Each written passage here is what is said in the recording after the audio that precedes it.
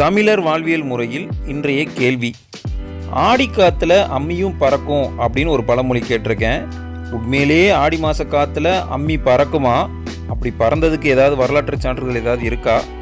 ஆடி காத்துல அம்மியும் பறக்குங்கிற பழமொழி கேட்கும்போது ஆடி மாசத்துல வீசுற பலமான காத்தோட வேகத்தால அதிக எடையுள்ள அம்மிகள் கூட பறக்கும் போல அப்படின்னு மிகைப்படுத்தி சொல்லக்கூடிய அர்த்தம் மாதிரி தெரியும். ஆனா இதோட உண்மையான பொருள் இது இல்லைங்க. சித்திரை வைகாசியில வரக்கூடிய அம்மை நோய், அதாவது ஸ்மால் பாக்ஸ், சிக்கன் பாக்ஸ்னு சொல்றோம் இல்லையா, அது ஆடி மாச காத்தாலையும் மழையாலையும் வெப்பம் தணிஞ்சு பறந்து போகுங்கிறது தான் அர்த்தம். இதை தான் ஆடி காத்துல அம்மையும் பறக்கும்னு சொல்லி வச்சாங்க. காலப்போக்கில் இது மருவி ஆடி காத்துல அம்மியும் பறக்கும்னு மாறிடுச்சு. ஆடி மாதம் நிஜமாவே பலமாக காற்று வீசுறதுனால இந்த பழமொழிக்கே பழகிட்டாங்க நம்ம மக்கள். இது தெரியாமல் ஆடி மாதத்தில் அம்மிக்கல் பறக்கும், அதை கேட்ச் பிடிக்கிறது எப்படி அப்படின்னு நான் கூட ப்ராக்டிஸ் பண்ணிக்கிட்டு இருந்தேனே. ரைட்டு, விடுங்க, இதுக்கப்புறமா தெரிஞ்சுக்கலாம். இது மாதிரி அறிவியல் விளக்கங்கள் தெரிஞ்சிக்க விரும்புகிற உறவினர்களுக்கும் நண்பர்களுக்கும் இந்த வீடியோவை ஷேர் பண்ணி விடுங்க.